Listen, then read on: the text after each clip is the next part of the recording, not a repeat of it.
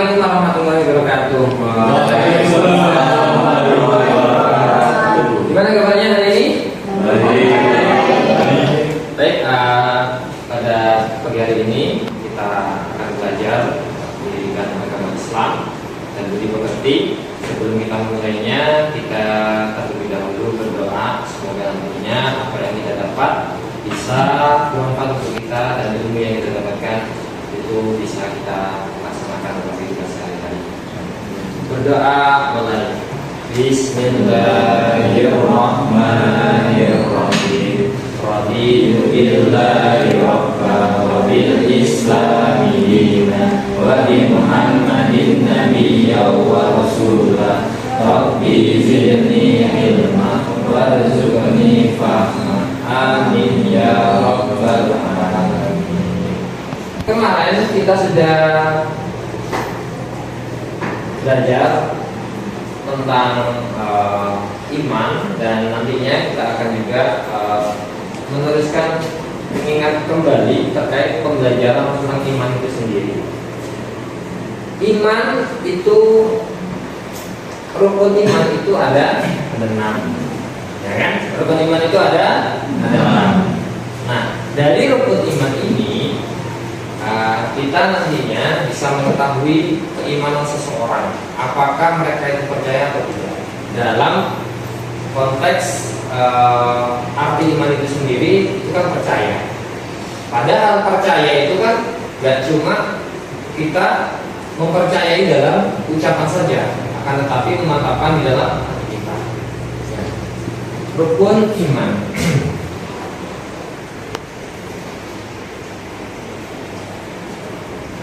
Oke, ada yang bisa menyebutkan rukun iman?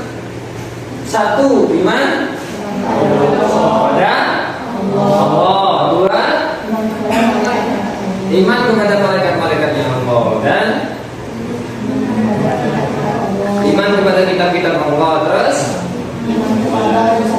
iman kepada utusan Allah. Terus iman kepada hari kiamat. Dan yang terakhir iman kepada qadar dan iman kepada qadar dan qadar. Oke. Iman kepada Allah Ta'ala itu bisa diketahui dengan mengetahui sifat-sifatnya, yang mana kita sudah ketahui bahwasanya sifat yang dimiliki oleh Allah Subhanahu wa Ta'ala itu ada 20 jumlahnya. Baik itu adalah sifat muhalnya ataupun sifat wajibnya. Dan yang satu yakni Allah Ta'ala mempunyai sifat jaiz, yang mana Allah Ta'ala itu berhak melakukan ataupun tidak mengerjakan sesuatu. Boleh, bebas. Fi'lu mungkinin autarku. Allah Ta'ala itu mungkin laksanakan ataupun meninggalkan. Itu yang didapat Allah Ta'ala, yang mempunyai sifat jaiz namanya. Nah, sifat wajib ini itu melekat dalam diri Allah Subhanahu wa Ta'ala. Di antaranya itu ada sifat wujud, tidak bapok, nah, dia wadisi yang minasihi, wadaniyat, kudrat, iradat, ilmu, hayat, sama, basor, kalam. Nah, setelah ini baru kaunuhu, wadirat kaunuhu, muridan dan sebagainya sampai kaunuhu lakalimah, yang maha semuanya. Sampai di total itu ada 20 sifat yang dimiliki oleh Allah Subhanahu wa Ta'ala. Nah, sifat itu menolak kepada sifat-sifat kebalikannya, termasuk sifat wujud. Sifat wujud itu termasuk sifat nafsiyah. Apa sifat nafsiyah itu? Adalah sifat yang menolak sifat kebalikannya. Jadi nggak mungkin Allah Ta'ala nggak ada. Dipastikan Allah Ta'ala ada. Kenapa? Karena sesuatu yang barang itu mustahil tidak ada penciptanya. Kayak bangku itu pasti ada yang menciptakan. Ataupun tumbler, itu pasti ada yang menciptakan. Nggak ada yang nggak ada yang tidak ada yang menciptakan. Pasti ada yang menciptakan. Itu adalah termasuk bagian dari kita beriman kepada Allah Subhanahu wa Ta'ala. Yang kedua malaikat. Yang kedua malaikat, percaya kepada malaikat. Malaikat itu ada 10 yang wajib kita ketahui. Meskipun juga malaikat banyak, tapi ada 10 yang wajib kita ketahui. Nah, itu mempunyai tugas-tugas masing tersendiri juga. Dan juga termasuk Rasul itu juga jumlahnya ada 25 para utusan. Nah, para utusan ini, nah itu adalah bagian dari termasuk rukun-rukun Islam. Nah, malaikat itu ada 10. Nah, yang pertama adalah Jibril, terus Mikail, terus Israfil, terus Israel, Munkar, Nakir, Atid, Malik, ya, itu mempunyai tugas-tugas tersendiri. Contoh, malaikat Jibril ini tugasnya adalah menyampaikan wahyu yang dibawa oleh Allah Subhanahu wa taala. Dan yang kedua, ada malaikat Mikail yang mana tugasnya malaikat Mikail ini membagikan rezeki, ya, dan juga menurunkan hujan. Ya, itu membagi untuk tumbuh-tumbuhan dan sebagainya. Itu adalah malaikat Mikail. Makanya biasanya kalau ada nama itu namanya Mikailatun Nafia. Dia itu putri. Mikailatun itu membawa rezeki. Jadi anak yang membawa rezeki. Bukan nama Mikailnya. Kalau nama Mikailnya itu nggak punya arti. Ya, nama Mikail itu nggak punya arti. Kayak Ibrahim itu nggak punya arti. Tapi karena dirinya yang melekat adalah sebuah kebaikan, maka diteruskan di nama itu. Contoh kayak Mikail, bukan nama arti nama Mikailnya itu membawa rezeki, tapi tugasnya pada malaikat Mikail mempunyai tugas untuk membagi rezeki. Terus dibuat nama oleh kita biasanya, agar nantinya dia adalah seorang anak yang membawa rezeki. Yang kedua, yang ketiga Israfil, yaitu meniup sangkakala ketika mau hari kiamat dan sampai hari kiamat dan juga hari pembangkitan. Yang keempat, malaikat Israel, yakni mencabut nyawa. Nah, nanti sampai tinggal berdua saja.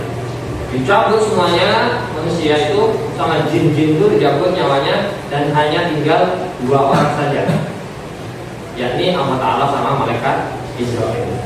Dan pada saat itulah malaikat Israel suruh nyabut nyawanya sendiri.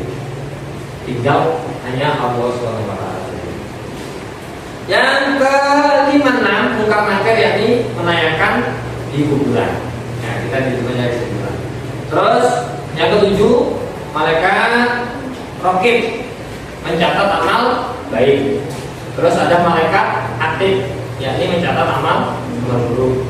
Dan yang terakhir, yang ke-9, malaikat Malik, menjaga neraka. Terus ada malaikat Ridwan, menjaga surga. Nah, ini nggak pernah ketemu, nah. Nah, malaikat Malik sama Ridwan ini jarang ketemu. Kalau ketemu itu kayak mau tengkar aja. Ya, karena beda. Malaikat Malik yang biasanya adalah garang, gitu kan? Maksudnya dia itu nggak ada senyumnya sama sekali. Sekali senyum itu coba ketika Nabi Muhammad datang, itu senyum. Itu pun kayak kepaksa senyumnya. Nah, karena nggak bisa senyum dia. Nah, kalau malaikat Ridwan, dia terbiasa senyum, nggak bisa marah. Jadi memang mempunyai kepribadian yang berbeda di situ. Ya, antara malaikat Malik dan juga malaikat Ridwan. Ya, cara. Dan juga mereka itu mempunyai para malaikat itu mempunyai ciri-ciri. Nah, contoh nih, ketika kita melakukan amal baik, tapi niat saja.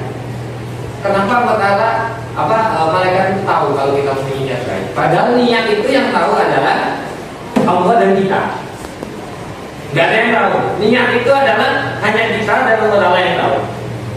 Ternyata dikatakan dalam sebuah kitab itu bahwasannya ketika kita niat baik kepada seseorang, malaikat itu mencium bau semerbak. Makanya disitulah langsung dicatat sebuah kebaikan. Jadi kalian niat saja, niat baik kepada seseorang itu sudah dicatat sebagai kebaikan.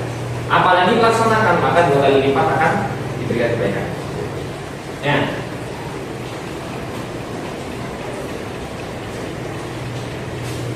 Nah, baik, untuk apa yang tadi sudah dipelajari akan kami tanyakan satu persatu. Yang bisa jawab.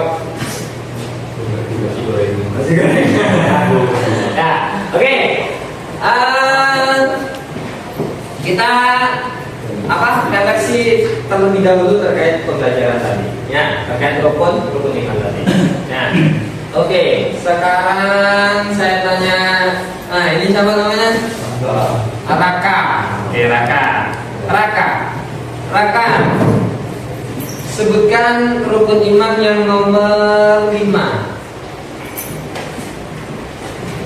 Iman kepada Allah. Loh. Dan nomor 5. Haji.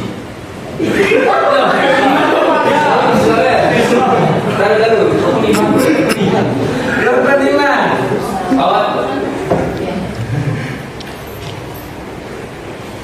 Berakhir. Beriman kepada hari. Sudah tukar. Oke. Yang jawab. Nah, ini namanya Larissa. Oke. Larissa, tugas malaikat mungkar dan nakir. Oke, menanyakan di alam kubur. Oke, baik. Itu adalah pelajaran hari ini. Di di pembelajaran hari ini yakni pembahasan tentang iman, dan nantinya ke depan kita akan membahas melanjutkan pembelajaran yang selanjutnya, yakni terkait keterangan Nabi, Rasul, kitabnya, dan juga hari kiamat, qada dan qadar, dan juga hari kiamatnya. Nanti kita akan bahas di pertemuan selanjutnya. Baik, sampai di sini mungkin ada yang ditanyakan terkait pembelajaran yang belum paham dari tadi. Tidak ada? Sudah paham semuanya? Sudah paham semuanya. Baik, alhamdulillah dan terima kasih telah telah mengikuti pembelajaran Bapak di pagi hari ini. Semoga menjadi ilmu yang bermanfaat dan baik untuk kalian semuanya dan bisa diterapkan dalam kehidupan sehari-hari. Baik, kita tutup dengan hamdalah bersama. Alhamdulillahirabbil alamin. Sebelum kita selesai pembelajaran, kita berdoa terlebih dahulu agar nantinya kita diberikan keselamatan bagi Allah. Berdoa mulai Bismillahirrahmanirrahim. Wal 'asri innal insana lafi khusrin illa alladziina aamanu wa 'amilus shalihati wa tawassaw bil haqqi wa tawassaw bis sabr. Amin ya rabbal alamin. Baik, terima kasih semuanya, akanlah hebat. Assalamualaikum warahmatullahi wabarakatuh. Waalaikumsalam warahmatullahi wabarakatuh.